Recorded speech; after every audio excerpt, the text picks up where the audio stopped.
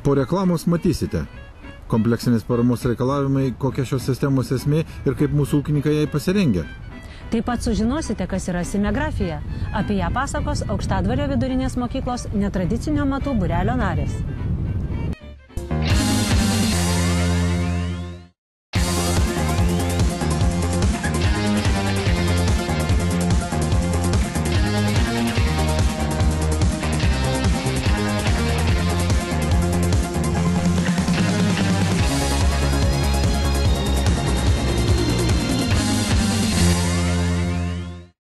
Kompleksinės paramos sistema yra ES bendrosios žemės ūkio politikos reformos dalis. Jos tikslas – sukurti konkurencingą ir visuomenės poreikius atitinkantį žemės ūkį. Lietuvoje, kaip ir daugelėje kitų naujų ES šalių, nauji reikalavimai bus įgyvendinami palaipsniui. Pirmame pokalbyje ir aptarsime, kokia šios sistemos esmė ir kaip mūsų ūkininkai yra jai pasirengę.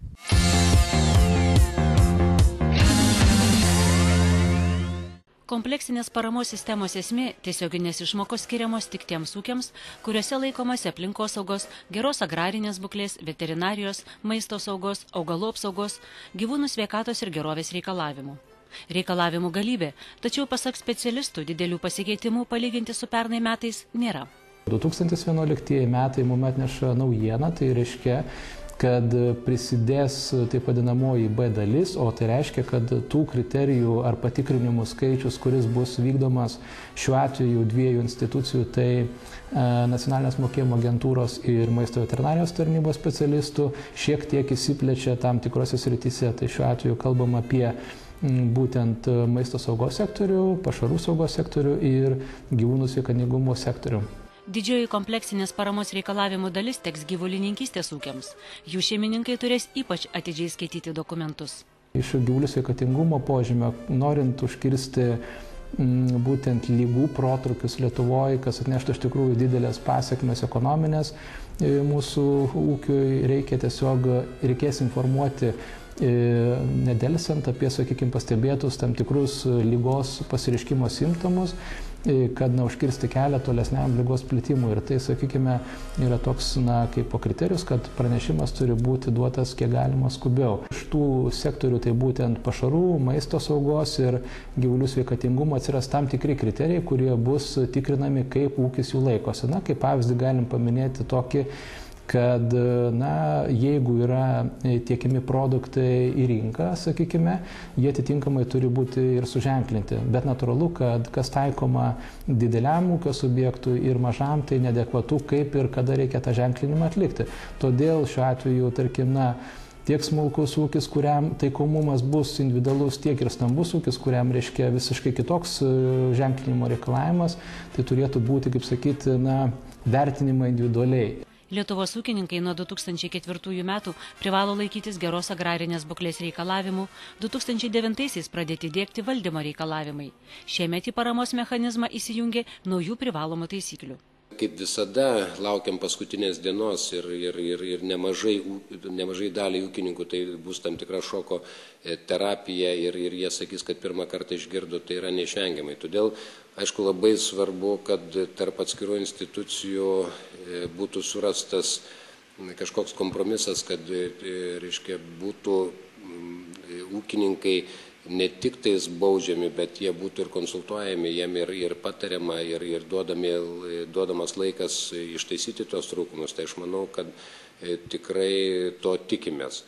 Gyvulių registracijos tvarka jau pažįstama ir įprasta, tačiau atsirado naujas reikalavimas, kurį įgyvendinti ūkininkai turės iki šių metų pabaigos. Diskutavom, kad liktai ir toks paprastas reikalavimas, kaip tiem ūkiam, kurie laiko daugiau kaip 10 sąlyginių gyvulių, turi įsirengti mėšlides iki šių metų pabaigos, tai mes matom, kad tai bus tikrai pakankamai sunku įgyvendinti. Ir tie motyvai tai yra labai didelės papildomos išlaidos ūkiams, nes sakykime, tų reikalavimų įgyvendinimas tai yra tikrai nepigus.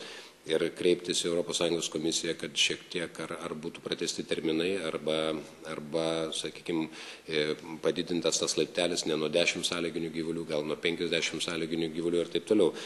Valdžios institucijų funkcija, kuo aiškiau viską išdėstyti ūkininkams, ypač atsirandančias naujas prievolės. Nereikia žiūrėti tuos kriterijus kaip į perteklinius, ar sakykime, kad jau tiesiog kontrolės institucijas ieškos, kaip tą žemdirbį nubausti.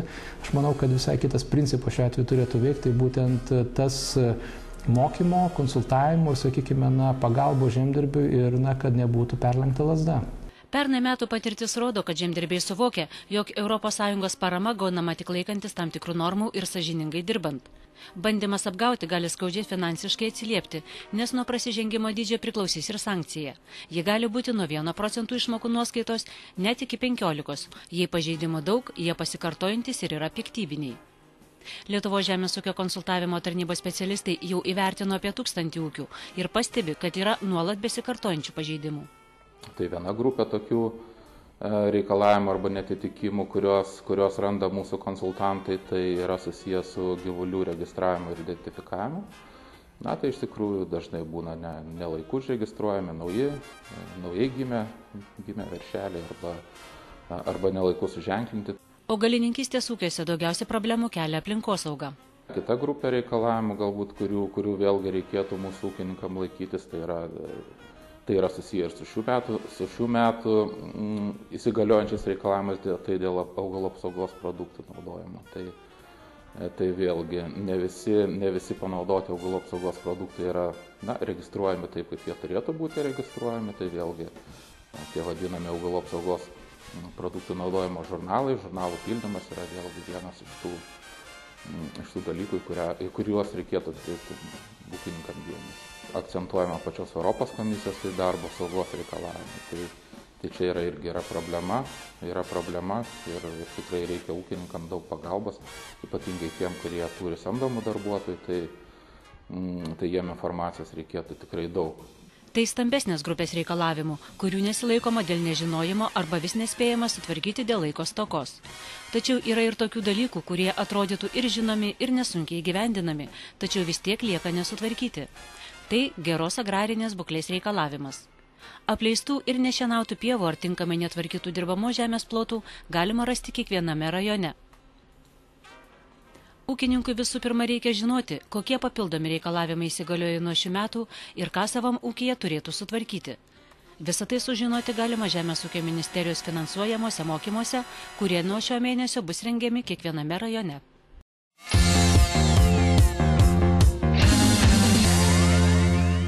Kaimuose ir miesteliuose vis labiau populiarėja dailieji amatai. Kodėl juos renkasi vaikai, kokios naudos jie gali turėti, netrukus sužinosite apsilankę Aukštadvario vidurinės mokyklos technologijų kabinete.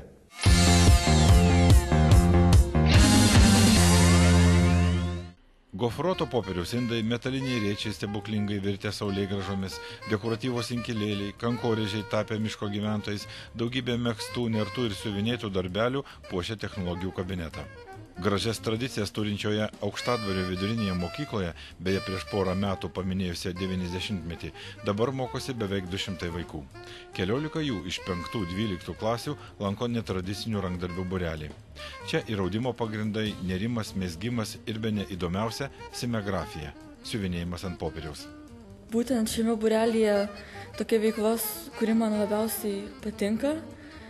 Ir būtent darydama tokius meninius darbus labiausiai galiu atskleisti save. Tiesiog viena iš mylimiausių saviraiškos formų yra. Savo gyvenimą, manau, vienaip ar kitaip susijęti su menu. Ir būtent tokie netradiciniai rankdarbiai yra viena iš tų sričių, kur aš galiu kažką taip padaryti. Man mokytoja pasiūlė ir pasidarė įdomu ir todėl nusprendžiau pabandyti. Kur nors kitur įdomiau nėra šokti, ką nors dainuoti? Ne, man labiau taip įsireikšti save. Ir kas čia dabar pavyko, žuvytės? Taip, čia darom kitų metų konkursui siuvinėjom žuvytes. Man tiesiog patinka siuvinėti ir išmokti ko nors naujo, todėl ir lankau šitą būrelį. O su draugim patinka, ar pykstatės, jeigu kas geriau padaro? Ne, draugiškai. 5 metai veikiančiame technologijų būrelėje daugiausia mergaitės. Anot būrelio vadovės ir sumanytojos mokytojos metodininkės Onos Lemežienės, 11-okai berniukai domisi maisto gamyba. Smagiausia čia jaučiasi jauniausieji. Jiems daugiausia laisvės nesudėtingoje kūryboje ir vien tik pažinimo džiaugsmas. Daug dėmesio labai skiriu, kad vaikai pajustų aplinkos grožį, kadangi mes gyvename labai gražiame gamtos kampelyje. Ir daug minčių, idėjų mes tiesiog atsinešame į šitą kabinetą. Jos virsta mūsų išsiuvinėtomis saulėgrąžomis, padarytų grybų, įvairiausiais darbais. Ir iš tiesų mums puikiausiai sekasi. Mes 3 metus iš eilės dalyvaujame Respublikinėje technologijų olimpiadoje ir ten mano mokinės parsiveža visada prizinės vietas. Jau ne pirmi metai Aukštadvario vidurinės mokyklos netradicinio amatų būrelio nariai parveža prizinės vietas. Tai tarsi patvirtinimas kruopštaus darbo būrelėje rezultatų. Dar svarbiau, kad vyresniųjų klasių moksleiviams čia praleidžiamas laikas padeda ruoštis ir abitūros egzaminams, o gal padės ir pasirenkant profesiją. Lankau todėl, kad galvoje knibžda įvairiausių idėjų, kurias galiu tiesiog išreikšti darydama įvairius darbus, o vėliau tiesiog galiu jais papuošti namus ir panašiai. Tiesiog išreiškiu save. Lankau šį būrelį dėl to, kad man labai patinka ir darydama šios darbus galiu atskleisti save, savo jausmus ir manau pavasarį laikyti šį technologijų egzaminą. Šį būrelį lankau, kadangi noriu laikyti technologijų egzaminą ir jis man padeda pasiruošti tam ir noriu sieti savo gyvenimą su menais. Gal dėl to.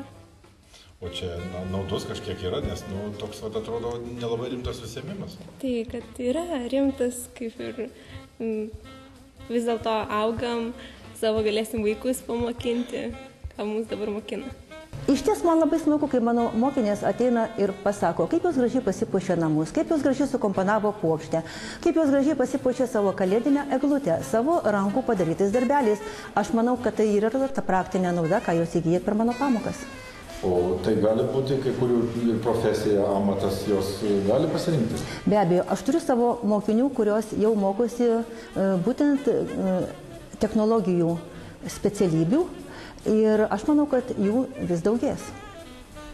Tai praktiškai nuo nekalto žaidimo, sakykime, taip tokio laisvalaikio užsiėmimo galima pasirinkti susiformuoti profesiją. Taip, aš manau tikrai, tam visos galimybės tikrai yra ir priklauso tik nuo mergaičių noro, sugebėjimo ir aš manau ateityje jų bus ir puikių verslininkų.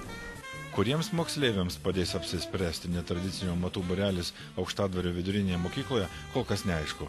Bet jau dabar galima pasakyti, kad visi būreliai išmoks papuošti savo namus, kūrybiškai žvelgti į aplinką ir dažnai iš paprastų medžiagų padaryti nepaprastus daiktus.